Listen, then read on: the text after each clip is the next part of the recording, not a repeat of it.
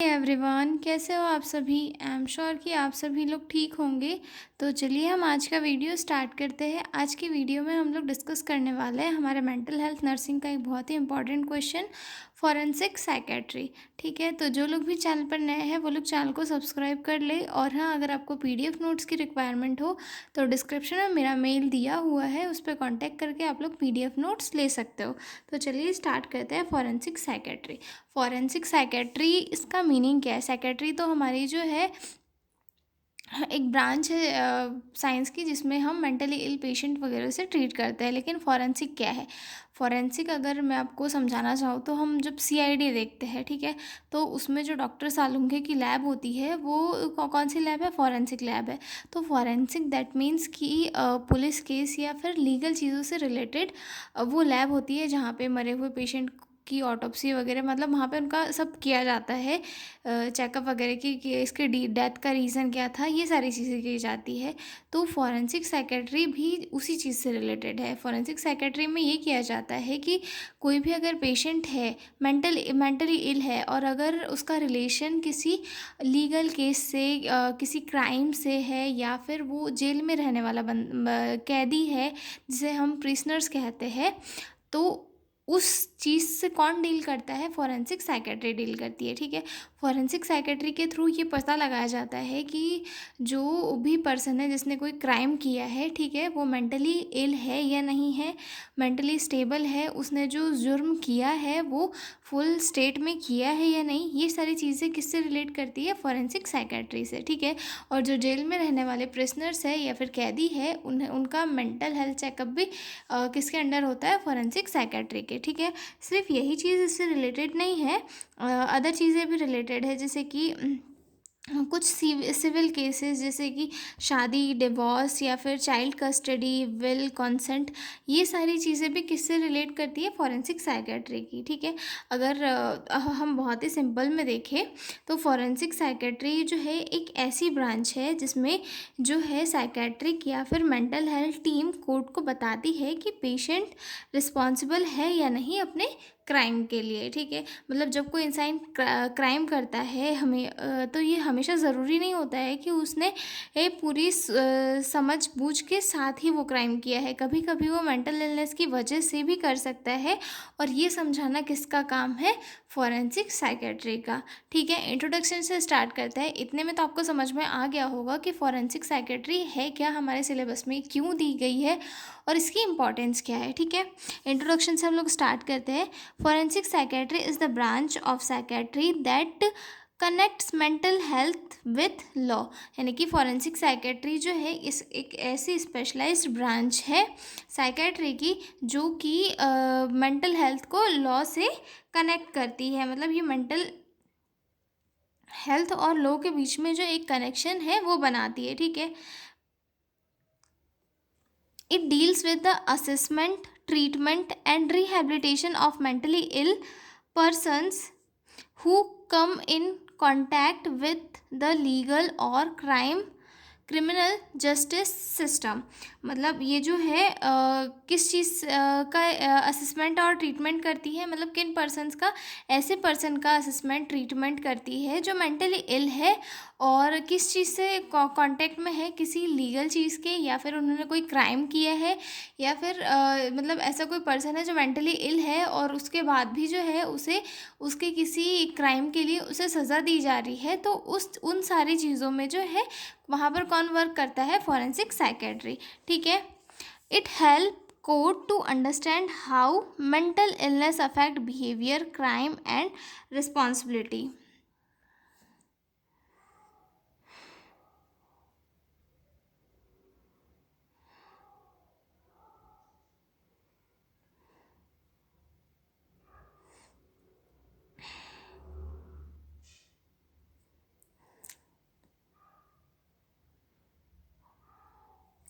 ये जो है कोर्ट को ये समझाने में मदद करती है कि जो मानसिक रोगी है या फिर जो मेंटली इल पर्सन है, उनका जो बिहेवियर है, उनका जो क्राइम है, और उनकी जो रिस्पॉन्सिबिलिटीज़ है उन पे कैसे अफेक्ट करता है, यानी कि जो पर्सन है वो उसका जो मेंटल स्टेट है, मेंटल लेवल जो है उसका वो डिस्टर्ब है, जिसके कारण उसने कोई क्राइम कर दिया है। तो फॉरेंसिक साइकेट्री जो है गवर्नमेंट को, कोर्ट को ये बताएगी कि जो पर्सन है वो मेंटली इल है, उसने अपने पूरे होशो हवास में ये कोई भी अपराध नहीं किया है, तो इसे जो है कोई सज़ा नहीं दी जानी चाहिए। इस चीज़ का फैसला कौन करती है? Forensic psychiatry. और गवर्नमेंट को जो है समझाने की कोशिश करती है कि जो पर्सन है वो मेंटली इल है, इसे पहले प्रॉपर ट्रीटमेंट दिया जाए, देन जो है आगे का फैसला लिया जाए। ठीक है। It ensure the rights of mentally ill person are protected while also maintaining safety of society. जो इसका जो मेन एम क्या है कि जो मेंटली इल पर्सन है उनके जो राइट्स है वो सुरक्षित रहे, और जो है समाज की भी सुरक्षा बनी रहे, मतलब समाज में जो है उनकी सेफ्टी बनी रहे। ठीक है। डेफिनेशन देखते हैं। Forensic psychiatry is the branch of psychiatry which deals with the assessment and treatment of mentally ill persons in relation of law, crime and legal system. यानी कि फॉरेंसिक साइकेट्री जो है एक ऐसी ब्रांच होती है साइकेट्री की जो किस चीज़ से डील करती है? मेंटली इल पर्सन्स के ट्रीटमेंट से डील करती है, मतलब ऐसे मेंटली इल पर्सन का ट्रीटमेंट देती है जो किससे रिलेटेड है? लॉ से, क्राइम से या फिर लीगल सिस्टम से। उन्होंने कोई क्राइम वगैरह किया है या वो जेल में है या अदर कोई भी रीज़न से जो है वो जुड़े हुए हैं, तो उन सारे पर्सनों से कौन डील करता है? Forensic psychiatry. ये देखते हैं हम कि इसके ऑब्जेक्टिव्स क्या क्या है, कि फॉरेंसिक साइकेट्री क्यों वर्क करती है, इसके क्या क्या मेन ऑब्जेक्टिव्स है। ठीक है। तो सबसे फर्स्ट ऑब्जेक्टिव है to study the connection between mental illness and criminal behaviour. मतलब जो बिहेवियर है पर्सन का उसके बीच में और और जो क्राइम है उसके बीच में क्या रिलेशन है। यानी कि जो पर्सन है उसने क्राइम किया है वो उसने पूरी समझ के साथ किया है, अपने होशो हवास में किया है, या फिर मेंटली इलनेस के कारण जो किया है। जैसे किसी किसी को पर्सन को जो मिर्गी का दौरा वौरा पड़ता है या फिर कोई पागलपन होता है, जैसे किसी चीज़ से डर लगता है, तो हो सकता है वो उसको ही हार्म कर दे। तो ऐसी किसी कंडीशन में उसने क्राइम तो नहीं किया है। इन सारी चीज़ों का असेसमेंट करना, to assess whether the person is mentally fit to stand trial और गिव टेस्टिमनी। मतलब ये जो है इसका ऑब्जेक्टिव सेकंड ना क्या है कि कोर्ट को हेल्प करना कि पर्सन जो है ट्रायल के लिए फिट है या नहीं है। ठीक है। मतलब वो मेंटली फिट है भी है या नहीं है। ठीक है। उसके बाद थर्ड ऑब्जेक्टिव आता है to provide treatment and rehabilitation for mentally offenders. यानी कि मेंटली इल ऑफेंडर्स को ट्रीटमेंट और रिहैबिलिटेशन सर्विसेज प्रोवाइड करना। ऑफेंडर्स का मीनिंग क्या होता है? अपराधी या फिर मुजरिम। मतलब मुजरिमों को जो जिन्होंने जो है कोई क्राइम किया है उन्हें अगर वो मेंटली इल है तो उनका ट्रीटमेंट करवाना भी किसका काम है? फॉरेंसिक साइकेट्री के अंदर इसका काम आता है। और जो फॉरेंसिक साइकेट्रिस्ट वगैरह रहते हैं वो जेल के अंदर रहने वाले कैदियों और जो अदर जो लोग हैं जो क्राइम से या फिर लॉ से रिलेटेड है उनका ट्रीटमेंट करते हैं। ठीक है। To protect the rights of mentally ill patient under law. और इसका फोर्थ ऑब्जेक्टिव का क्या आता है कि जो मेंटली इल पेशेंट होते हैं उनके राइट्स को प्रोटेक्ट करना।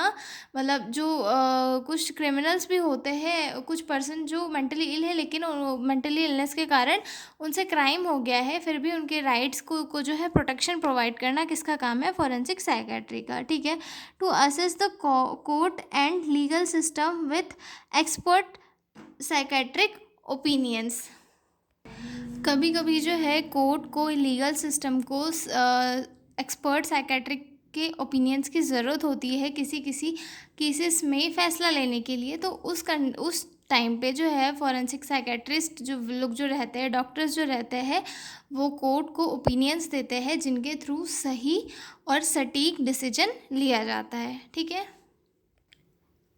आगे देखते हैं हम एरियाज़ और स्कोप ऑफ फॉरेंसिक साइकेट्री, यानी कि ऐसे एरियाज़ जहाँ पर फॉरेंसिक साइकेट्री को यूज़ किया जाता है, अप्लाई किया जाता है। ठीक है, फर्स्ट आता है इसमें असेसमेंट ऑफ क्रिमिनल रिस्पॉन्सिबिलिटी, मतलब जो क्रिमिनल्स वगैरह रहते हैं उनकी रिस्पॉन्सिबिलिटी के असेसमेंट के लिए भी जो है फॉरेंसिक साइकेट्री का यूज़ किया जाता है। ठीक है, कि क्या क्राइम मेंटल इलनेस के इफ़ेक्ट में तो नहीं किया गया था, मतलब जो पर्सन है वो कहीं मेंटली इल तो नहीं था, उसने मेंटल इलनेस के कारण तो कोई क्राइम तो नहीं किया था। इस चीज़ को डिटरमाइन करने के लिए फॉरेंसिक साइकेट्री का यूज़ किया जाता है। ठीक है, उसके बाद सेकंड आता है कॉम्पिटेंसी टू स्टैंड ट्रायल, मतलब मतलब कि जो पेशेंट है, सॉरी पेशेंट नहीं, मतलब जो क्रिमिनल है वो मुकदमा लड़ने के लिए एबल भी है या नहीं, मतलब अगर जो है वह उसे पहले ये देखा जाता है कि जो सामने वाला पर्सन है वो ट्रायल प्रोसेस को समझने और लॉयर की हेल्प करने के लायक है या नहीं। अगर जो पेशेंट है मेंटल इलनेस की वजह से कुछ समझ ही नहीं रहा हो तो उसका जो है ट्रायल के लिए उसे अनफिट बोल दिया जाता है। ठीक है, मतलब जो पर्सन है वो मुकदमा लड़ने के लिए एबल है या नहीं, इस चीज़ के लिए जो किसका यूज़ किया जाता है, फॉरेंसिक साइकेट्री का। ठीक है, उसके बाद आता है third point, fitness to testify, मतलब जो पर्सन है वो गवाही देने के लायक है या नहीं, मतलब पागल तो नहीं है, और उसकी गवाही जो है उस टाइम कंसिडर नहीं की जाएगी। ठीक है, तो मतलब फिटनेस टू टेस्टिफाई इसका मतलब ये है कि जो पर्सन है वो किसी केस में गवाही देने के लायक है या नहीं, मेंटली ऑल ओवर स्टेबल है या नहीं, इस चीज़ को चेक किया जाता है। ठीक है, सिविल केसेस जैसे कि मैरिज हो गया, डिवोर्स हो गया, या फिर जो है चाइल्ड कस्टडी हो गई, इन सारे केसेस में भी जो है फॉरेंसिक साइकेट्री का यूज़ किया जाता है। कभी कभी क्या होता है कि मदर या फादर दोनों बच्चे की कस्टडी के लिए लड़ रहे होते हैं, लेकिन कभी कभी ऐसा होता है कि दोनों में से किसी एक को मेंटल इलनेस होती है, तो बच्चा कहीं गलत पेरेंट के हाथ में नहीं चला जाए, इस चीज़ की स्टडी के लिए जो है पेशेंट्स का फॉरेंसिक टेस्ट करवाया जाता है साइकेट्री का, जिसके थ्रू जो है उनकी उनकी मेंटल इलनेस के बारे में पता लगाया जाता है और बच्चे को सही पेरेंट्स के साथ जो है भेजा जाता है, उसकी उसकी कस्टडी जो है सही पेरेंट को दी जाती है। ठीक है, उसके बाद अगला पॉइंट आता है criminal cases, murder, assault, sexual offences under influence of mental disorder,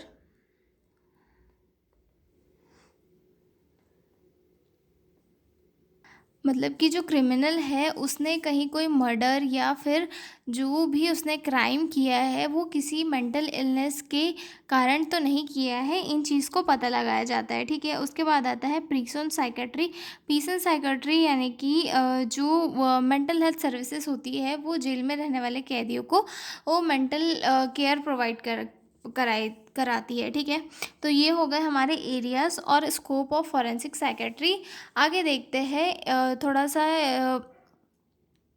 legal act related to forensic psychiatry. ठीक है, तो सबसे फर्स्ट लीगल एक्ट कब हुआ था, 1912 में, जो काफ़ी ओल्ड था। ठीक है, उसके बाद जो नया एक्ट आया वो आया मेंटल हेल्थ एक्ट 1987 में। उसके बाद फिर से जो नया एक्ट आया अभी आया है जो मेंटल हेल्थ एक्ट 2017 में आया था। ठीक है, उसके बाद जो एक आईपीसी के थ्रू एक ये चालू की गई थी, Indian penal code IPC section 84, nothing is an offence if done by a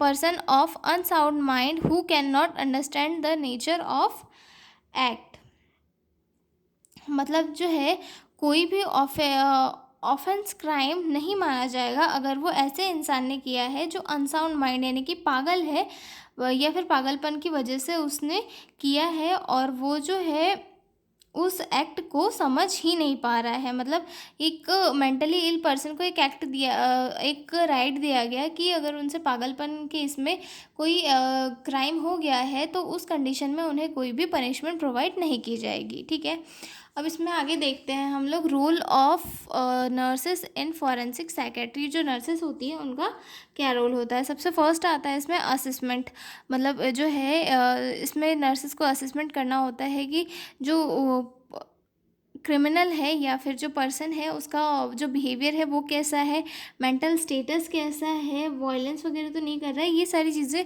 observe करना, असेसमेंट करना किसका काम होता है, फॉरेंसिक साइकेट्रिक नर्सेस का। ठीक है। Care and treatment, administer of medicine, medication, counselling वगैरह प्रोवाइड करना भी नर्सेस का वर्क होता है। ठीक है।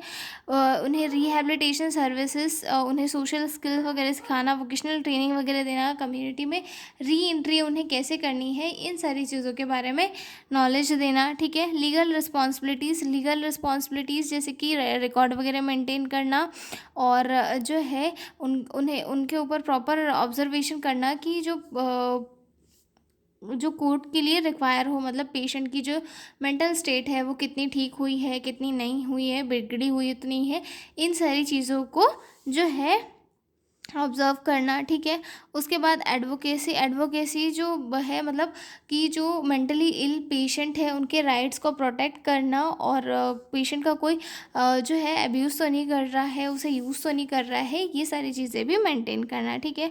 उसके बाद एजुकेशन देना पेशेंट को, educate patient and families and society about law and mental illness, मतलब पेशेंट को और सोसाइटी को मेंटल इलनेस के बारे में अच्छे से एजुकेशन देना कि वो मेंटल इलनेस, इसके ट्रीटमेंट के बारे में समझ पाए, और जो मेंटली इल पेशेंट है उसके राइट्स के बारे में समझ पाए, ये सारी चीज़ें। ठीक है। तो ये हो गया role of nurses in forensic psychiatry, और ये हमारा टॉपिक यहीं होता है ख़त्म, फॉरेंसिक साइकेट्री वाला।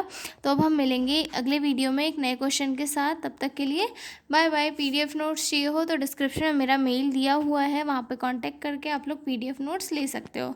ठीक है। तो मिलते हैं हम लोग अगले वीडियो में, तब तक के लिए बाय बाय।